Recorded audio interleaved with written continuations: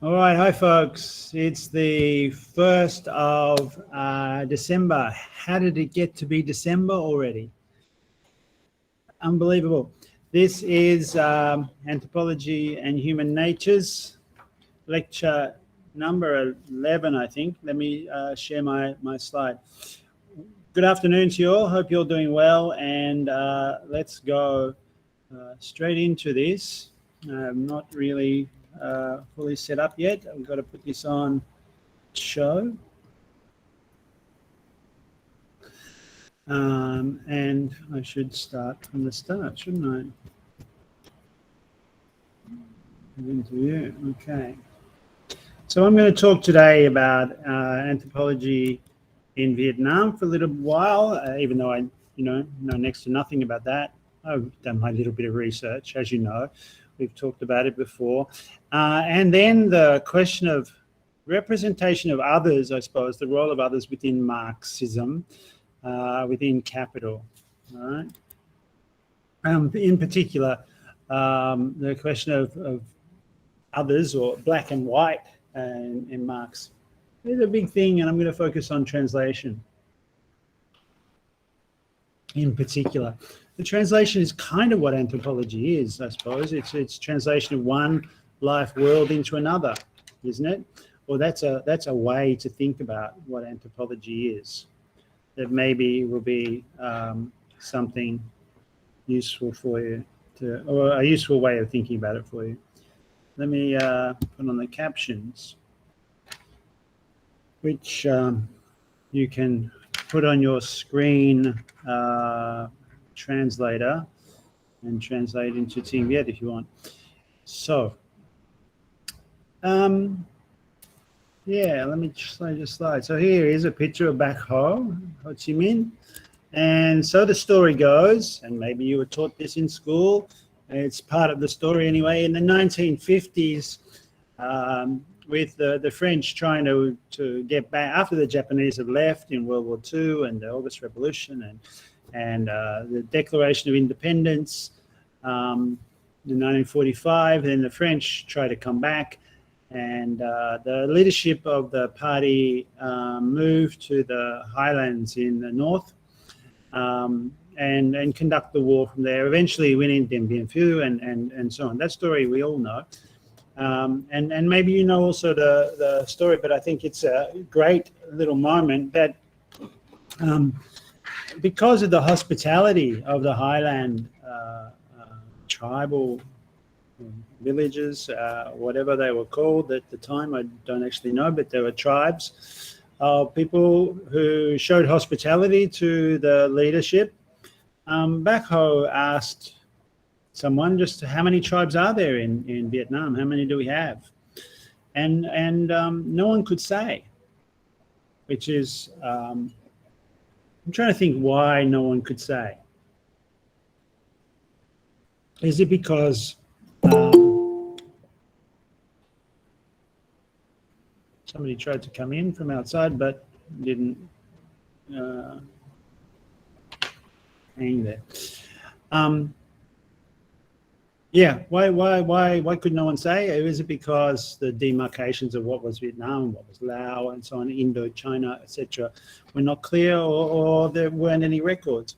You know that obviously the French had done anthropology or ethnology, and we've already looked at briefly that big fat book of reports on the minorities, the hill tribes of Vietnam, prepared by the US military for the army in 1966. But in the 1950s, what was known, I don't know. But Bac Ho asked asked some Vietnamese ethnologists to find the answer to this question, or some seemingly simple questions. How many ethnic groups were there in Vietnam, and what were their customs and their composition? Composition meaning, what was the family like, what's the economic situation, what's their class, I suppose, relationship with the lowland, the coastal people, and so on. And 1958, the first group of ethnologists began working on a project for this, and this took them 2 decades before the ethnic classification project, as it's called. Dang Nim Van is the person who reports this, discovers that or reports that there is 54 minorities. Right? In the History Museum, you can see its refurbished rooms. The History Museum is really interesting. You know, the one near the zoo in District 1. For lots of different reasons, I guess, because it has had a French use in history and all of those things. It's got a really interesting leader now. He's a guy who's quite creative, and he's overseen a renovation of the museum that I think in some ways is well overdue, because it was pretty musty and so on, and also is a kind of exciting time for that museum. It has been updated. One part of the museum heritage rigmarole that I think is less fantastic is that it seems to have become the norm that museums nowadays have to be interactive. Right? They're like an obligation that they really cater to the whole range of their customer base, we call it. You pay a little fee to get in, so it's a customer base. And that this should be lowest common denominator. It should be interactive for kids and on upwards. I don't think this museum actually concedes too much to that, but some have got really crazy, like slot machines and so on. But one way in which interactivity has been simply advocated, promoted, or installed in many museums is to introduce some kind of multimedia dimension, especially touch screens and so on. I think that was a mistake in this museum. The Historical Museum removed the room. It was a hexagonal room, and it had, I think it was hexagonal, I can't remember, but it had a display of like 1,000 years of colonial occupation by the Chinese of Vietnam, something like that. And it was quite good, actually. You found variations on like traditional Chinese things like bronzes and ceramic horses and so on, but they were regional variations on the Greater China theme. And I thought it was one of the more interesting rooms, but you know, given I don't know what the reasons were, but for removing some of the Chinese stuff has been moved into the larger display areas, but some, I suppose, is packed away in storage, especially some of the jewelry and things like that. And in its place was put basically a video machine, a video room, a screening room. For now, I'm in no way do I want to minimize the importance of film or especially documentary. I've just, you know, I've taught visual anthropology, ethnographic film. I've sat on film competition as jury in India just last month for the latest one. So I'm all in favor of film, but in this case, like I suppose there's only so many rooms, right? Anyway, the rest of the museum, some of it still needs an update. There's some fiberglass figurines of primitive man, you know, like a caveman type, well, not caveman, but villagers around a fire and so on. That it's really pretty clear that the fiberglass is getting a bit old. And there's some rocks and stuff. But there's some fantastic drums and some funerary urns and interesting bit.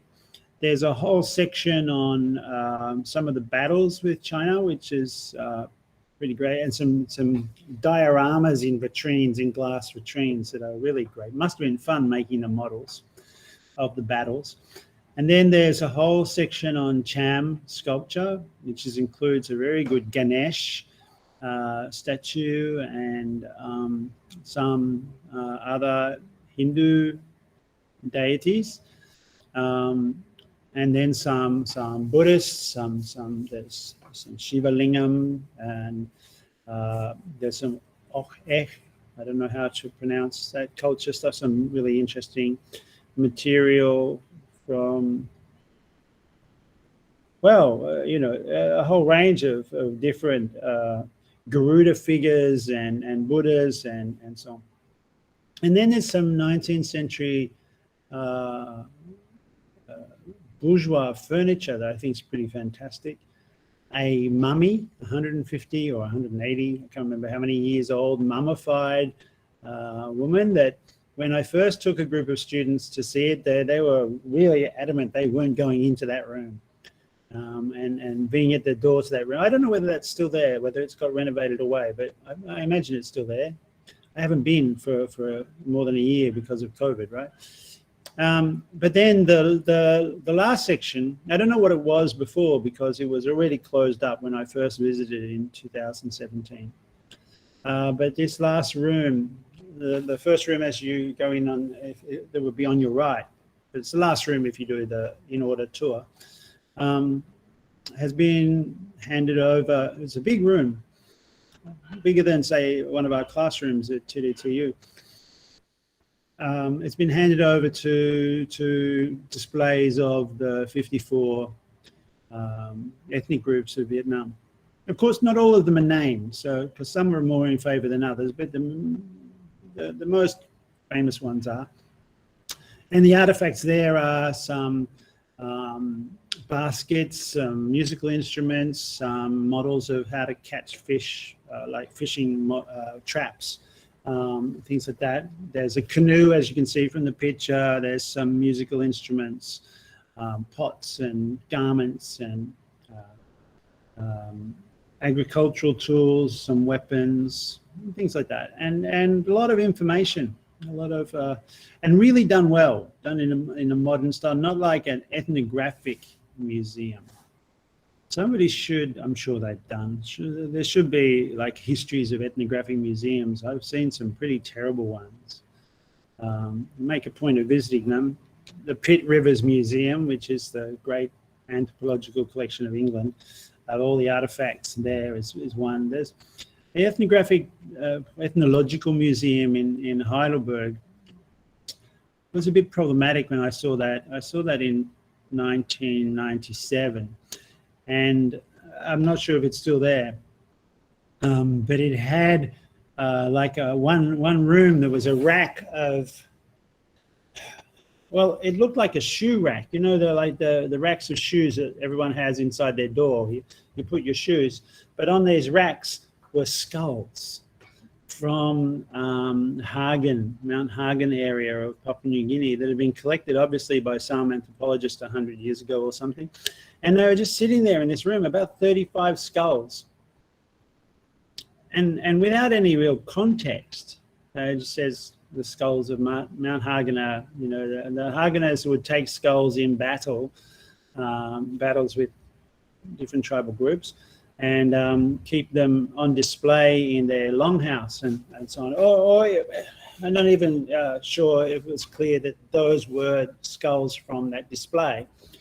But there wasn't very much context, and you've got to think that Hageners themselves now in Papua New Guinea would surely want them back, or would and would want to either have them, well, probably to bury them with the respect that ancestors are due. I don't know what they would do, but surely, yeah. I mean, it might be that they've said it's okay, but it seemed really weird to walk into a room and just, wow, these used to be people, and now they're on display as culture. And you just, all right, so there's a mummy in the History Museum, I suppose. She's on display as well, a certain degree of respect, but it's still on display.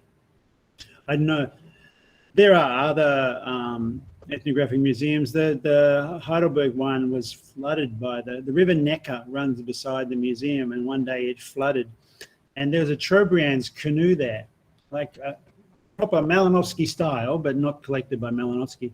A Trobriand's canoe. It was collected in 1986 or something, so quite a modern one, but in a traditional style. And apparently, with the flood, the windows broke, and the floodwaters came into the museum, and this is a whole collection of canoes. Different canoes were found floating down the river in Mannheim, which is the next city along. I'm thinking, well, it's good that they're still seaworthy. There's well-built canoes, tribute to the Trobrianders. What are they doing in Germany? Why is there a canoe here? And what's the context? The Anthropology department at Heidelberg University is famous, and it's mostly famous for South Asia stuff, although my teacher, who died a year and a bit ago, Klaus-Peter Köpping, was professor there for a long time. Anyway, other museums of ethnography have also tried to update their collections. Britain is this place full of museums with like France is, I suppose, full of museums that really should be sent back to where they were stolen from.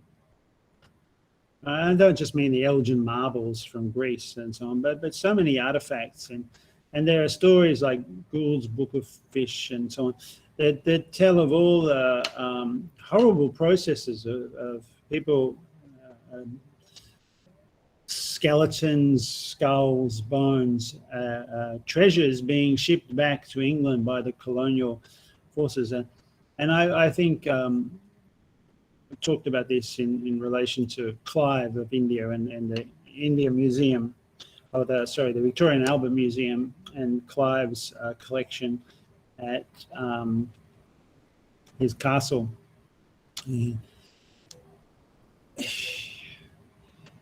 These things, they need to go back, but of course museums are reluctant to do that, and they keep on saying, oh, but we can look after them so well, but they at the same time are a bit embarrassed about having such colonial collections, so they try and justify them by updating and modernizing them. But I've seen, for example, at the Peter Rivers Museum, which is a whole huge collections of spears and so on, they got contemporary artists to make new work, which they hid amongst the old work and so on, to try and make it an adventure to discover what was old and what was new. They've hung video screens for projections and so on. I mean, there really should be whole studies of museums, but the museum of the historical museum and this collection is done in a really good way. It's very clean. It's not dusty and musty at all. The lighting's good and so on. It's quite impressive. And it's the one museum in Ho Chi Minh City that doesn't. Oh, it's not the one, but it's the bigger of the big museums in Ho Chi Minh City. It's one of the few that doesn't have. And this is an interesting decision. It doesn't explicitly deal with the French and American war period, like the War Remnants Museum obviously does, the Southern Women's Museum does, the Ho Chi Minh City Museum does, Ho Chi Minh Museum and the Wharf does. So these places, and of course they should. I mean, you win the war, you make the museum the way you want to. But this one doesn't explicitly have war remnants, yet there's a sense in which it does contribute to the national project of, pride in the nation, and also just look at these old weapons, stone axes and spears and so on. This is a contemporary people with very little technological resource in terms of weaponry. Of course, they got imported weapons and took weapons off the enemy and so on. But basically, on a low technological basis, because of better organization, defeated the evil empire, the Americans and Australians. So even without mentioning the war, some people will read it as kind of commenting on it. But nonetheless, I think what we actually do see is really good documentation of the different tribal groups and their culture, at least their material culture. You see the skill made in the drums and the baskets and so on. Now, why is this? It's because the collectors, I think, really have been very good ethnographers. They've been to have a look for themselves and they've collected some great material. But they're in a tradition, right? This ethnic classification project was a part of a general perspective of the People's Army, in fact, or started anyway, back home in the People's Army. Living amongst the hill tribes and having a maxim, ethical, not a slogan. A maxim is more like a rule, a regulation, a practice of the three togethers, Ba'akung, right?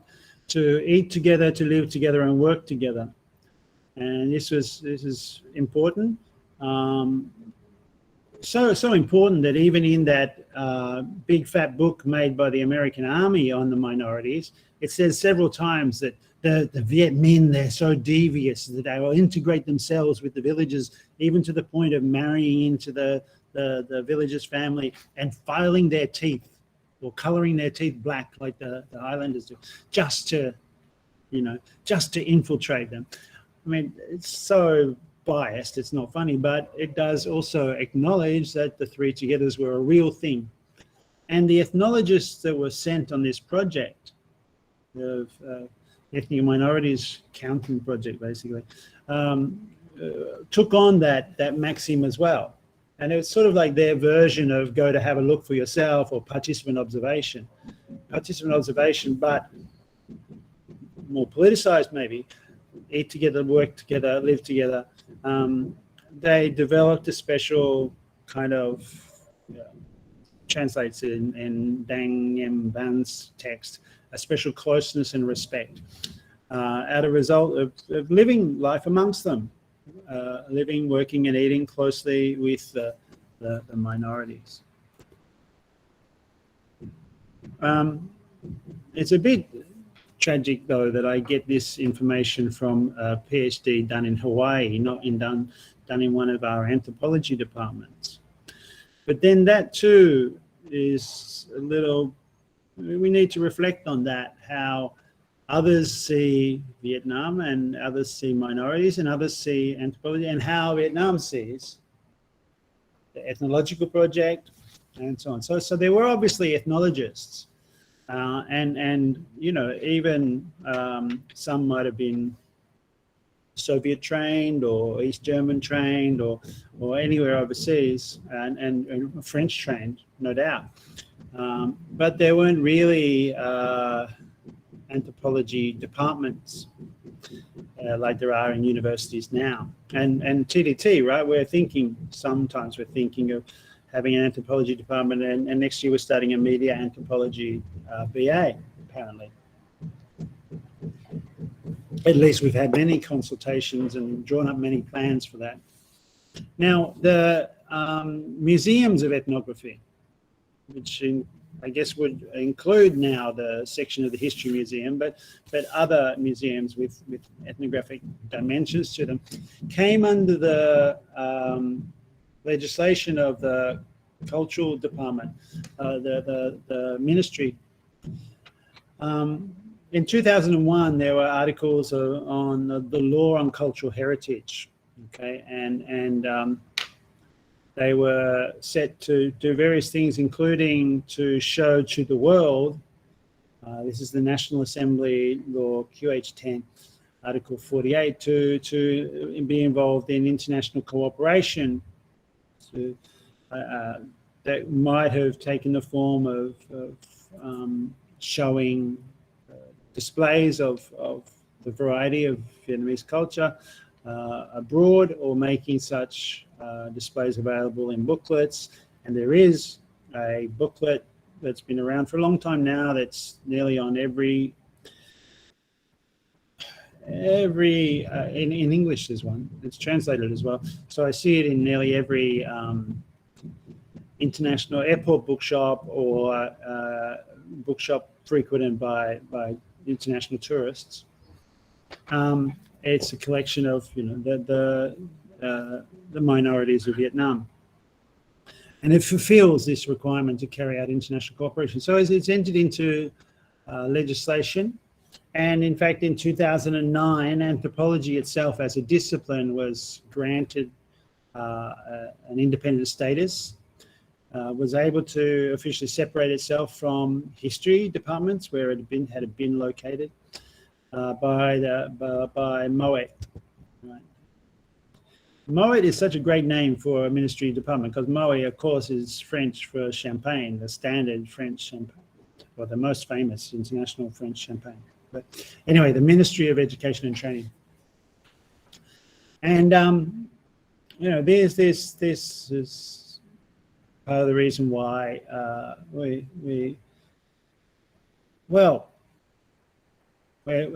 we're thinking of an anthropology department, but also why there isn't one already, perhaps. I mean, you've got to think there can't be that many anthropologists. Certainly, ones trained overseas are probably going to be more. Generally, there won't be that many people who have gone in for anthropology overseas because really to do a PhD, which is what you need to become an anthropologist, you need to do a PhD because you need to have done field work, which means that's done within the context of a PhD. But to get to a PhD, you need to have done an undergraduate anthropology degree usually, or a conversion master's.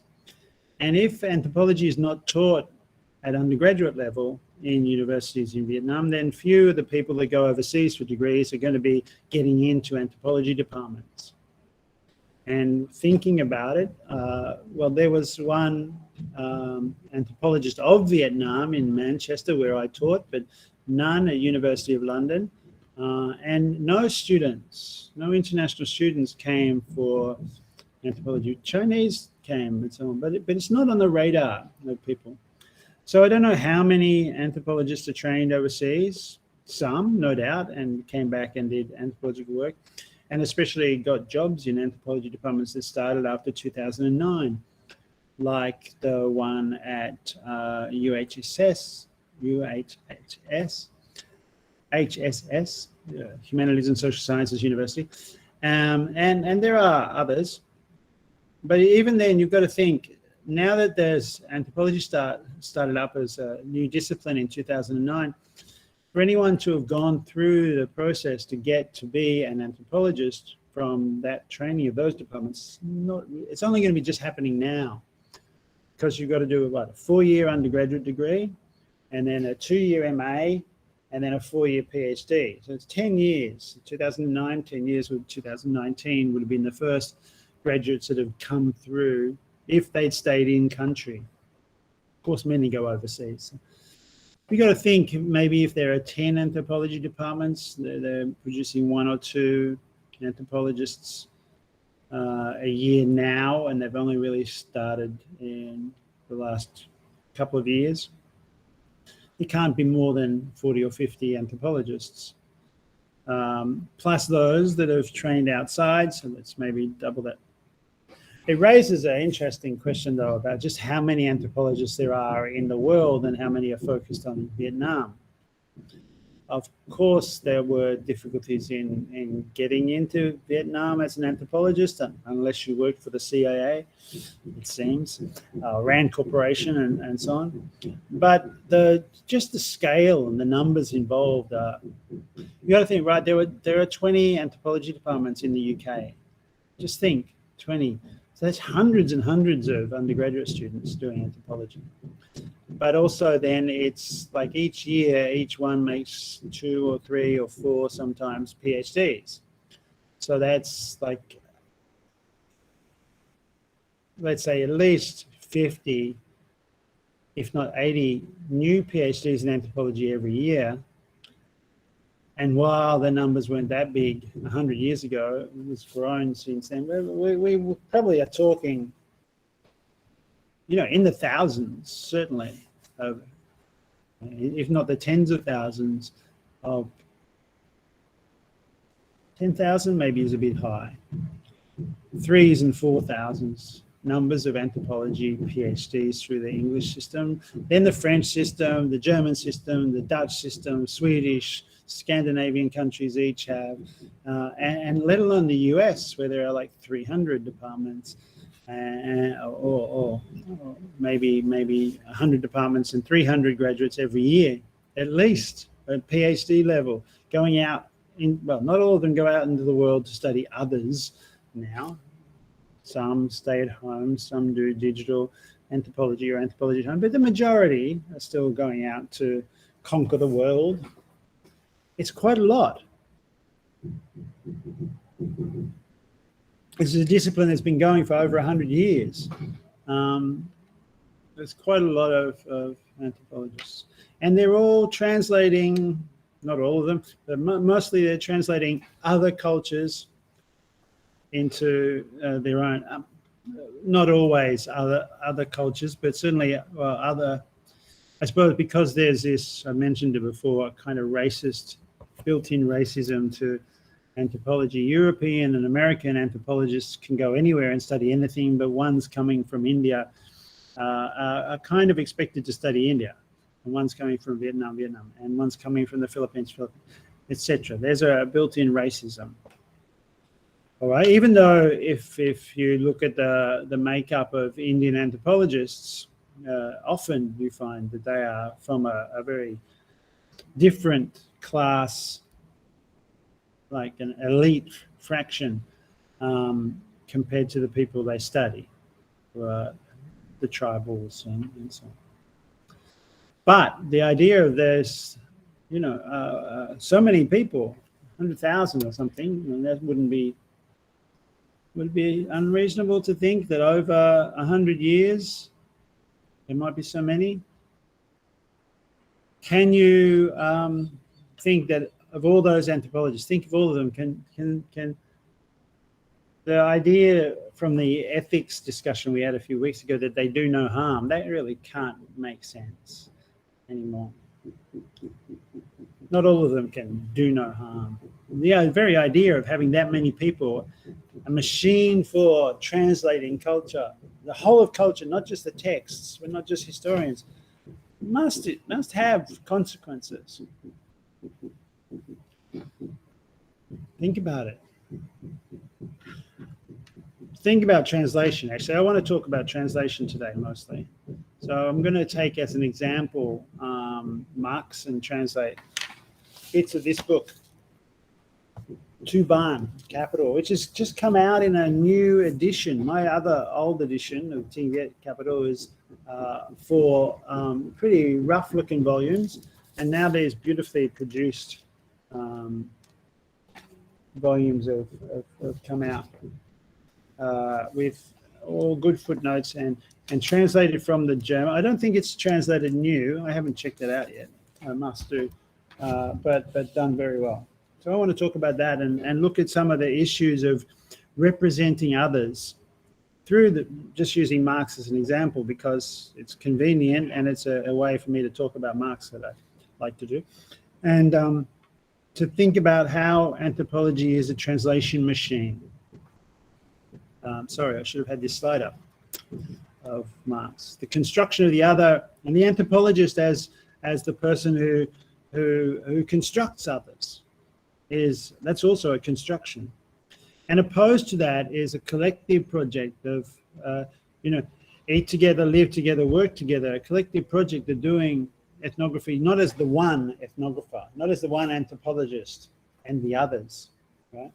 But a collective translation project or a cultural translation project that is focused on the whole, has an ethic of collective. And to get into this, I want to pick up on one sentence in Marx, right? So I'm not trying to teach Marx here. I'm just taking up Marx as an example. I'm sort of teaching how to read Marx, I suppose, but taking up the problem of translation in Kakmak. And this sentence that I want to try and understand or get into, is a pretty collective-oriented one. It basically is one that relates across the race divide. The workers of the West, the white worker, on the whole, the white worker of Europe, Marx means, with the workers of the plantations, the slave workers of the antebellum South of America. But also, I think, in a way, we could think the global South. And that sentence is that it's a proposition that Marx offers at the end of chapter 8 of Tuban. If you want to look it up, it's page 438, where in the translation, labor cannot emancipate itself in the white skin, where in the black it is branded. Now, I say in the translation, that's the translation into English.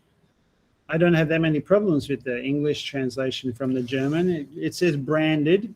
Gebrannt is the German word in Tingduk. And it means, brand, a brand. I don't mean a brand like Coca-Cola is a brand, or Huawei is a brand, or iPhone is a brand, although that's where they get the term from. The stamp of the name of the thing, right? In slavery, this didn't happen with humans, but in a way it did. Slaves were owned, and they could be, sometimes they were branded, but they were owned like cattle, and cattle were certainly branded. But you've probably seen it in a Western, in a ranch. You have the symbol of the, I don't know, the OK ranch, and then they've got the letters OK or OK in metal. They put it on the end of a stick.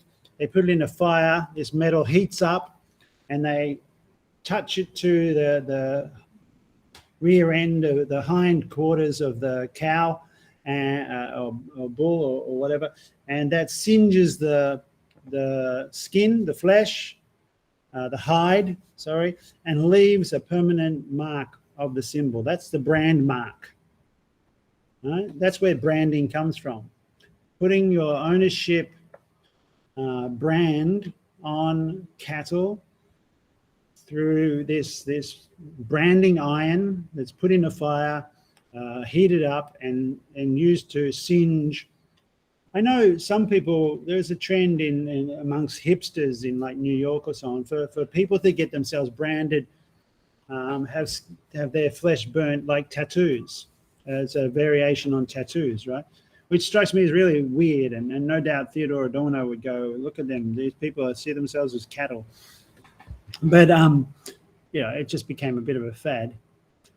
But here, branding has its history in cattle ranching, and goes back, not just Americas, right? Cattle ownership probably goes back to the Sumerians, who knows how far. But cows and branding. So that's what in the black it is branded. While blacks are branded as slaves, white workers will never be able to emancipate themselves because they are in a system that is usually hierarchical. What you need to know is Marx is writing this book, Capital, at the very same time as the American Civil War is on. Lincoln and the North fighting to free the slaves in the most simplistic argument. That's Marx even mocks this, mocking Carlyle, I think it is. Sure, the North was rhetorically for the emancipation of the slaves. It took them till halfway through the war to even get that far, but the Emancipation Proclamation, and that was recognizing actually that so many black soldiers had taken up the fight alongside the North. Marx's analysis, and Marx wrote to Lincoln, he wrote a letter to Lincoln, which is really interesting, and you can find it on my blog. He wrote to Lincoln to say, on the behalf of the International Working Men's Association, SIC, Working Men, should have been a Working Workers Association. He wrote to Lincoln to say, yeah, you're doing the right thing. You're the hero, representative of the future. The working class of England salutes you, and the working class of England was actually suffering because the blockade against the South meant that cotton wasn't being exported from the US, so the cotton mills didn't have material to work with. The English cotton owners tried to grow cotton and buy cotton from India, but there wasn't work, so a lot of workers were put out of work in the UK, or in England at the time. And yet still the English workers would, with Marx as their secretary, would write to Lincoln to say, you're doing the right thing. I'm sure Marx didn't, we can be pretty sure Marx didn't think that Lincoln was, the best thing possible, but it was in the circumstances. And what the battle over the Civil War in Marxist analysis was interesting. It wasn't really to free the slaves. It was the North, which was based on industrial factory wage labor, versus the South, which was based on the model of plantation and slave labor, having a fight to decide which system would colonize the whole West of America that was just opening up. Right? The whole go west, California, Nevada, all of those huge tracts of land were up for grabs. And it was an undecided, in 1860s, it was still undecided whether that whole West, all that's half of the Americas, would turn into more plantation system type agriculture, or more like the industrial North, wage labor. And that was the battle. And the freeing of the slaves was a strategic, the Emancipation Proclamation was a strategic win for the North. And while slavery was abolished, programs were not put in place to provide education and work for those freed slaves. And very soon after, within 10 years, if you read W.E.B. Du Bois's Black Reconstruction in America, within 10 years, all the freedom, the possibilities were replaced by terrible condition wage slavery. All right, not slavery by the life anymore, but slavery nonetheless. Anyway, the point was Marx is writing this in the context. So he's writing about others, is trying to get the white workers to recognize that without seeing all workers, not as others, but as co-workers, there could be no emancipation. Now, the issue will be the translation of that sentence. Right? And now I've said that the English version to the German is quite okay. But let's look at some of the problems with the English translation of capital. This is Marx's own copy of the first page of his book, Das Kapital, Volume 1. The production process of capital, first volume, commodities and money, Ware und Geld, erstes Kapital, first section, commodities and money, first chapter. The two factors of commodities, exchange value and use and value. Gebraucht and Wert. Right, so and then you see from, it doesn't matter what the sentence is at this page, you can see this is the copy that was found in Marx's library, his own library. It's now held in the Netherlands, but in 1881, this was certainly in his library, according to Rubel, his own copy, where he was obviously, after it was published, correcting it, changing it. And you can see that he's cutting out a lot of words just from this first page and rewriting them down the bottom. Okay, you see that he's cut instead of Der Reichtum der Gesellschaften in welchem kapitalistische Produktionsweise herrscht, he's changed it to Der Reichtum der Gesellschaften wohl kapitalistisch. So making it more shorter and making it more chatty, more casual, I think, more accessible to readers, one would say. But yeah, what was that sentence? Let's look at a more clearer version in English. The wealth of those societies in which the capitalist mode of production prevails presents itself as an immense collection of commodities, its unit being a single commodity. That's the Samuel Moore and Edward Aveling translation, edited by Friedrich Engels in 1890, put together a few years after Marx's death. The first English translation. It's not the translation most people use, but it is the translation. The German is the translation that's in the Mega, and it's the same translation used by the Ting Viet version, which is actually now the fourth. The English translation is of the fourth German edition from 1890. Now, Marx was alive during two new German editions and a French edition, and he changed a lot in the French edition.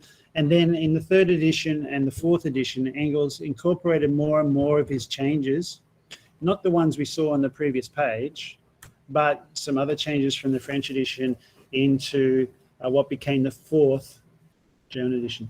So we don't read the original 1867 version. We read the much changed 1890 fourth German edition, and that's what's used for the translation. So but actually in English we mostly use the Penguin version. Penguin version was translated by Ben Fowkes in 1976, and here the first sentence is even different. The wealth of societies in which the capitalist mode of production prevails appears as an immense collection of commodities. The individual commodity appears as its elementary form. That's interesting because unit is replaced by appears as, and presents itself is replaced by appears as. Appears as appears twice, and in German there's only the one. The word is erscheint that's being translated there. Anyway, that's something that's going to be significant. Of course, the book has been translated into many languages, and in each language there are issues to think about. There's a Bengali version. There's, the Ting Viet version. Actually, I've got a better copy now. Hang on. That's the old version. This is the new one. We should actually look into this, okay? Trong Nung Za Hoi. Okay, the wealth of societies. Der Reichtum der Gesellschaften. Well, that's interesting. Not something to copy. This is Marx doing a secret quote. Does anyone know what of? Be interesting if anyone did. The wealth of societies is the Reichtum der Gesellschaften, is something like similar to, but also importantly different to, Adam Smith's book that was well known, that Marx quotes often, which was the other big text on capitalist production, I suppose, and the East India Company especially, The Wealth of Nations. But for communists, it's not nationalists, so it's societies, Gesellschaften, contract society, that is on display, So that's important. Then Trung Long Za Hoi, Do Fong Thuk San Sao Tu Ban Tu Nya. Okay, the capitalist mode of production in welchem kapitalistische Produktionsweise Chi Foi. ti, ko, kai, lu, hien, prevails, governs, rules, dominates. In English, it's prevails, but in German, it's herrscht, and herrscht is stronger. So I don't know if the Ting Viet has that connotation, but herrscht means der Herrn, the king, right? So it's not just prevails; it's rules over, it dominates. So that's interesting. And then erscheint als in English, rala mot, la mot, erscheint als. For the English, it's either in the two versions, it presents itself as or appears as. Erscheint als, that's a very different word. It can mean appears, but if you only mean appears as, not in this appears to be that, more like this appears on a stage. It has this connotation of standing in for. I'll explain this in detail. It's a Kantian word. Ra lamot dong hang ho kong lao, an immense collection of commodities in English, a giant pile of goods, or in German, eine ungeheure Warensammlung. In German, it's much stronger than the English. It's not just an immense collection of commodities, but a monstrous heap of junk. So Marx's, in English, the sentence seems quite weak. The wealth of societies in which the capitalist mode of production prevails appears as immense pile of commodities, immense collection of commodities. In German, the riches of those societies where the capitalist mode of production dominates presents itself, fakes itself. It's like it stands in. It's what stands for it is this huge, monstrous pile of stuff, of junk, of dirt, of right. It's presents itself as or erscheint als, and not exactly the same. It's much stronger. Erscheinungsform is the term, the appearance form. It manifests as, almost like stands in as a spirit. The spirit of capitalism is just a pile of junk. That's what wealth really is, all these commodities. This is the first sentence. Right? So Marx is going to get stuck into this. Where are we? Here's his first page, right? Of course, Engels is trying to incorporate Marx's changes, and it's difficult. He says he can only do so by taking cocaine, which helps his eyesight, but has the problem of being addictive. There's a new German edition.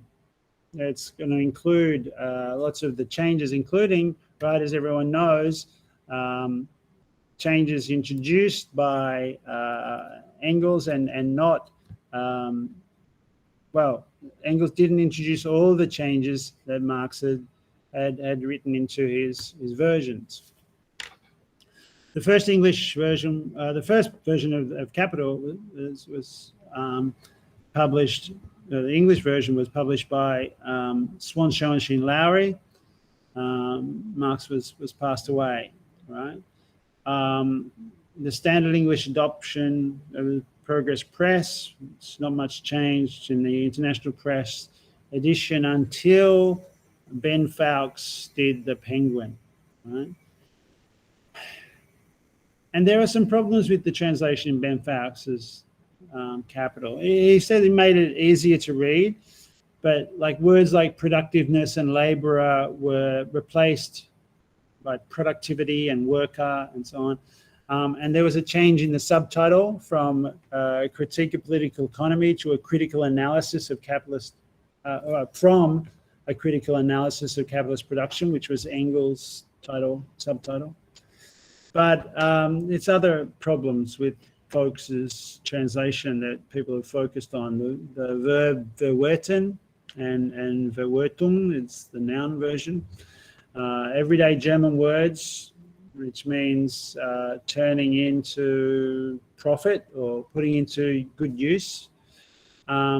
Folks invented a new word, valorization, and to valorize, and that became a kind of concept. And yeah, and he got Ernest Mandel, a Trotskyite, to write an 80-page introduction for the Penguin edition. I used to get my students to rip that out in some kind of Dead Poets Society moment. But, right, so the 4 words at the start, the wealth of societies, are, as Vivek notes, Adam Smith's inquiry into the nature and causes of wealth of nations, a little secret quote there. And Erscheint appears, the problem is that appears, Erscheinungsform form. The root of the word is shine, which is like a certificate, but always also means to stand in place of, to represent, even as an apparition. And this is a word that comes from Hegel, comes from Kant. It's a philosophical concept, and it's about how something is represented. The English doesn't carry any of those meanings at all. Appears as. I mean, if you're generous, you can think of it as if appearing on a stage. You put on the coat, the costume of the wealth of societies. The French translation has shine towels as something else. It's annonce comme, announces itself, which is interesting because at another point in Capital, Marx does ask the question, if commodities could speak, what would they say? Fred Moten has an interesting riff on this in Beyond the Break, I think, where he asks that question as well. If commodities could speak, what would they say? What's their song? That's amazing that they could speak. But of course, if you know your capital well, at the end of chapter 1, they go off to market by themselves. They lift up their skirts and march down to the market and exchange each other. That's alienation. Anyway, it's these 2 different sentences that we have in English that are slightly problematic, and a new translation is really required because of this. I mean, that in one,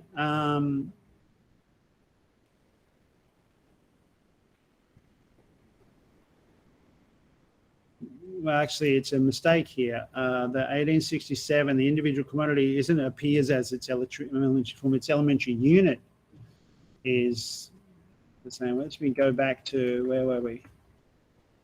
Back here, yeah. The individual commodity appears as its elementary form, but in this version, its unit being a single commodity. A unit is something you can think of in science, right? A counting unit.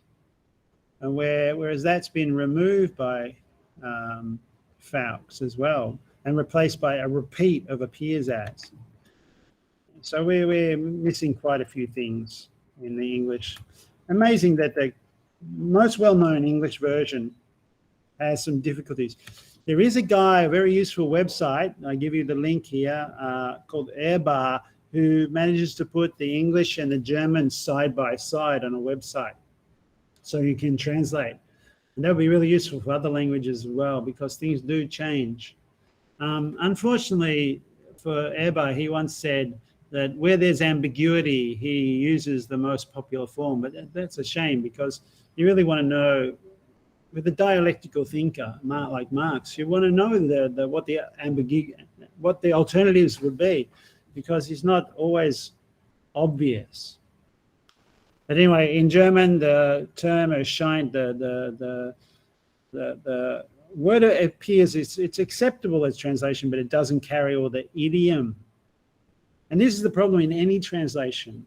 You don't get all the exact coordinates of thought. You only get an approximation, a new thing that's close to the original, but it's not the same. It is a new piece of work, whether that be a text or a description of the whole society, right?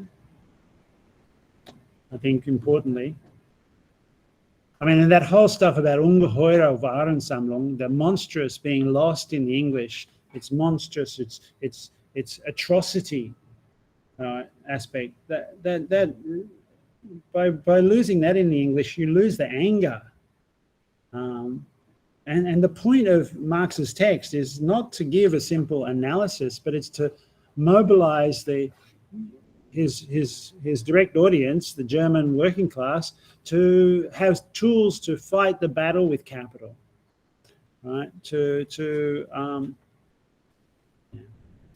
So there's a Indonesian version of Capital, and Ramon Guillermo is looking at translation of that and some of the issues. He goes especially into the fact that Robinson Crusoe, described in chapter 1 of Capital, has some goats or llamas in the Marx's version. Marx is using a well-known German variation on Robinson, and he knows well.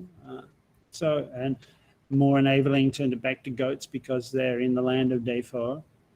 There's a Persian translation where there are issues there as well that Frida Afari, great scholar, has written of, and the Iranian exile Jamshid Hadian. But I want to look at, let's get back to translations again, and they're all important for the first sentence, but not only, right? This sentence about, so look, my argument has been that every time Marx is writing this book for so long, and he's holding it, he's not letting it go. Like for people are saying, publish it, and for like more than 10 years, he's not, and he holds it and carries it himself to the printer in Germany, and then very soon after, he's correcting it and wanting to edit and change it again as well. But it seems like it took so long to write that it accumulated so many asides and examples, and almost like at every key point, he has an illustration that uses some of his classic themes: cotton, spinning, coats, tailoring, exchange of brandy, and so on. And nearly always an example of the movement of workers, be immigration, Ireland, or slavery, or an example from India of the weavers. What I really want to go back to is this issue of slavery and labor in the white skin, and whether or not it can be emancipated. Because, there's the issue: why do Europeans have any interest in other people, right? Anthropology. So, die Arbeiter in weißen Haut, in white skin, kann sich nicht dort emanzipieren, wo sie in schwarzer Haut gebrandmarkt wird.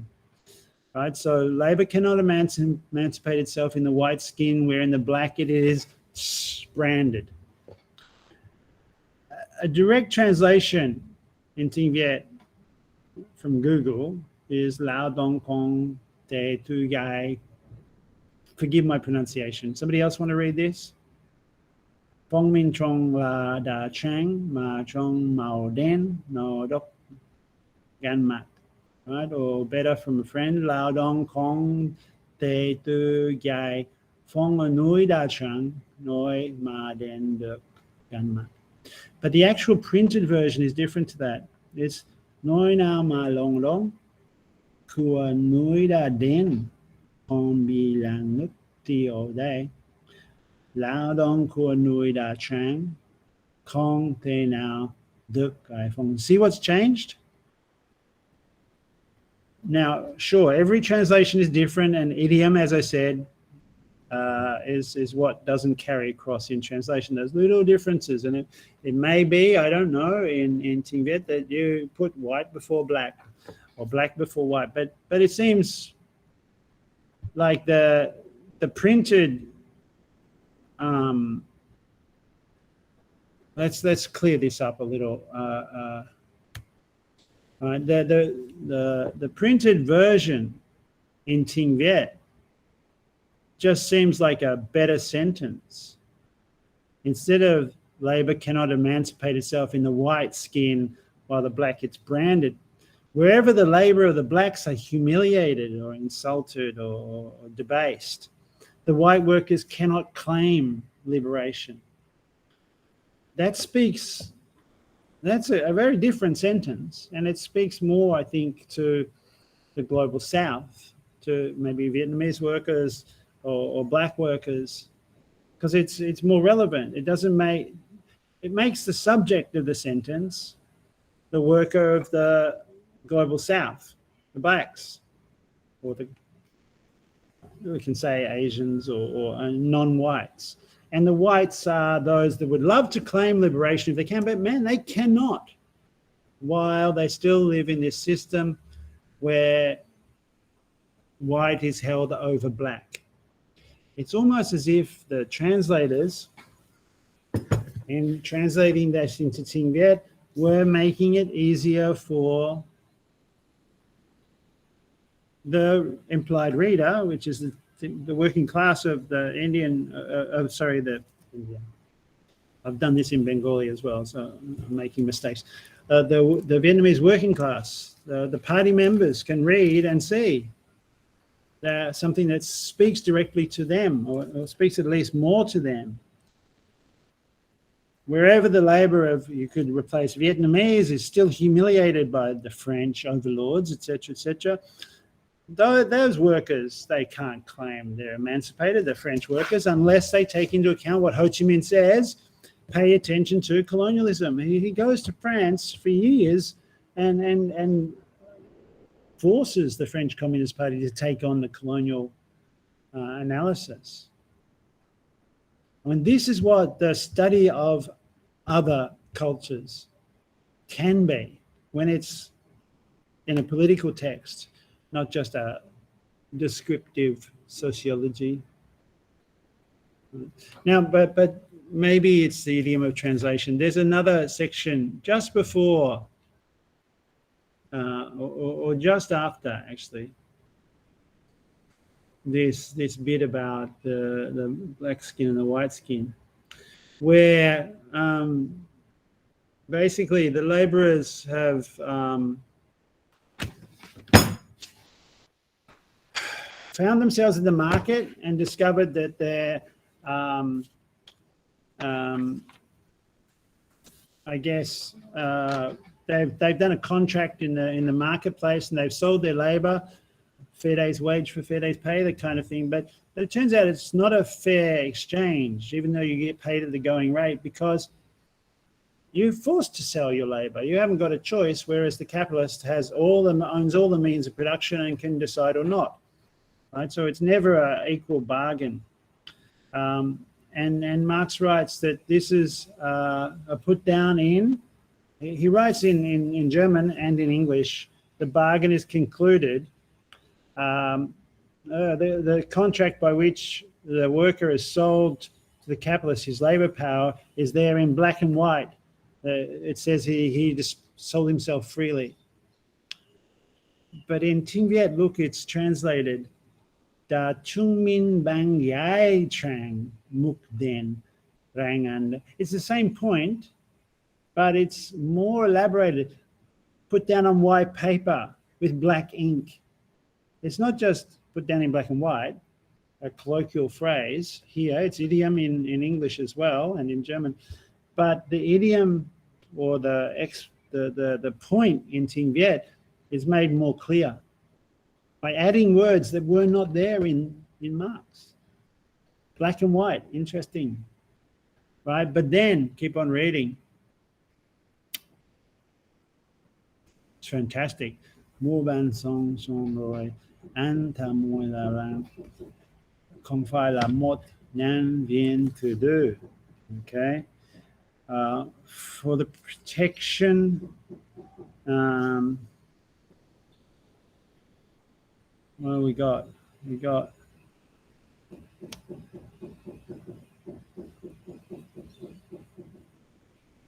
Rang Tua Yan Trong Do Anta Tu Do Ban Solo Ko Min La Toi Yan Ma Anta Puk Phai Ban Suk Lao Dong Do. So the workers of Rang Trong Do Te Kong Hui Hut Mao. What is Kong Hui Hut Mao? A god who drinks blood, right? A vampire.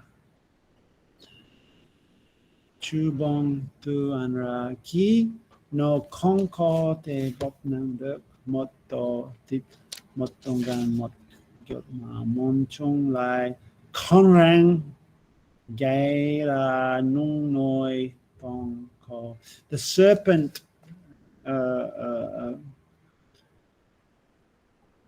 they need to be saved from a serpent or a vampire that's going to suck their blood. This is the Capless. But concrete hutmai.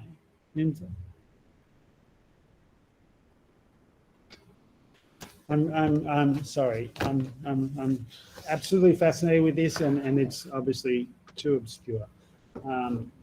It's great. It's amazing that there's stuff about vampires in Marx's text. It makes it a gothic, like a gothic novel, right? There are vampires and serpents that will leave you in agony, and if you don't organize against them as a group, as a collective, and do this work together, live together, eat together, work together, and fight against the capitalists, you'll be destroyed like these, the vampire of capital. It's 150 years ago this is written. It's fantastic. It's like the contemporary zombie movies, zombie capitalism, people say it today. And why is this relevant? Because, yeah, the invasion of the body snatchers is on. Capital is invading our homes and monetizing every single thing of our lives, right? And of the Highlanders, the minorities' lives as well. They're all trying to get big piles of commodities, and we're all trying to get big piles of commodities, and Christmas is coming, and that's another way of teaching kids to love capitalism. And I've just made lunch for my kids, and things that I used to do that weren't monetary events are now monetized. Like, for example, I just made toasted cheese sandwiches. The cheese was already sliced. I bought it, somebody has been paid to slice the cheese for me. The cheese comes grated. The carrots are already grated when you buy them from the supermarket. We don't cut our own hair. Well, I cut my own hair last night, but mostly we pay someone to do all of the services in the family. The capitalism has entered the family. It's entered education. Your conversations with friends are charged by the second now. So, you know, this vampire sucking every single bit of value, turning everything into a monetary relation is very real.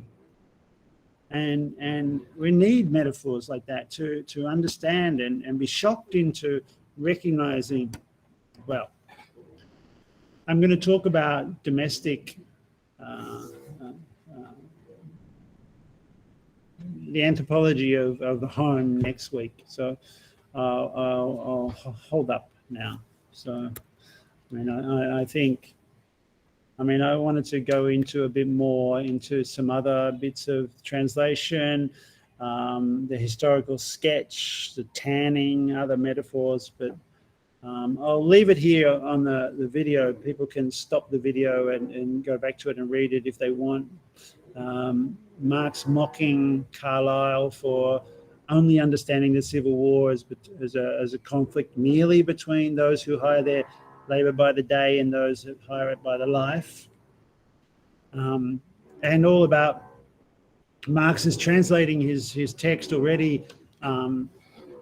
Just 5 years after sending it to the publisher, he's trying to change it. He's translating it into French and rewriting large sections of it. Why did he feel like he had to rewrite the book? Just 5 years? Well, starting in 72, just 5 years after publishing it, because in 1871 there was the Paris Commune, the Communards, the first working class government anywhere in the world, the revolution that Ho Chi Minh himself in Dun Quoc Man celebrates, and Marx wanted to rewrite his text a lot in that case and make it very clear for the French workers. And of course he's still rewriting after that. Marx's practice was, it's well known, he was editing and rewriting his work all the time. And I guess I want to say that that's a good model for thinking about your essays as well, that you're only going to say what's on your mind at the time as best as you can say it, and you might want to change it afterwards, and you might want to change it in a year, or you might not think that way in 5 years. It doesn't have to be perfect like that. But he was certainly rethinking all the time. He and Engels wrote the manifesto in 1847, and then it comes out in February 1848. In July 1848, there's a revolution in Europe. I mean, in the manifesto, it said the ruling class must quake at the face of the coming communist revolution. There's only 100 communists, so it's not like there's no reason for them to quake. But then there was an uprising, but that uprising was defeated. Marx then goes back to the library to try and work out why, and he writes the 18th Brumaire of Louis Bonaparte in 1852, which explains it, and then anticipates, and it's a more deeper class analysis with not just two classes, many classes.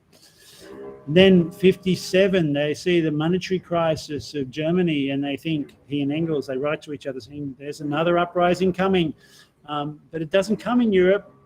It does happen in India, and he writes about that, and then he researches more on that, and then he gets into writing what eventually becomes the Grundrisse, the first draft of Capital. But he puts that aside as well because he gets involved in the International Working Men's Association, the Civil War, and he rewrites it as Capital. Finally publishes that in 1867. Within 4 years, there's the Paris Commune, and so he wants to rewrite again. Is action interrupted by writing, writing interrupted by action? It's a dialectical process. So, what more? So the French translation was published as a whole in 1875 as Les Capitales, in 2 volumes. This was the last version that Marx saw to the press himself, right? So it's his last legacy version of Capital. But that version was not republished until 1938. The company that published it in French were forced out of business. And it's a significant set of differences there. Raya Donskaya and others, but mainly her, point out that it's only after the eruption of the Paris Commune that the emphasis has shifted from the appearance form, the fantastic, esoteric Scheinungsform of commodities, and they recognize that this is necessary. It's a necessary form of appearance. That we never can really get past this, the alienating nature of commodity. We can talk about the term appearance and its importance in depth if we want to in the discussion. But it's contemporary relevance is the thing that I think is still always significant, whether it's in the home here, as we'll talk about next week, or if it's in India, for example, Shiv Vishwanathan looking at how the right wing are using Leninist organizing tactics around the race, religious atrocities in Gujarat, or how, I don't know, biotechnical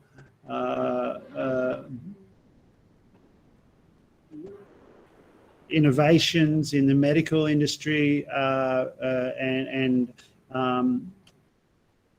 pharmaceuticals are part of the story about COVID-19 and companies who are finding ways to profit from global crisis. This is where the serpent of our agonies and the vampires really live.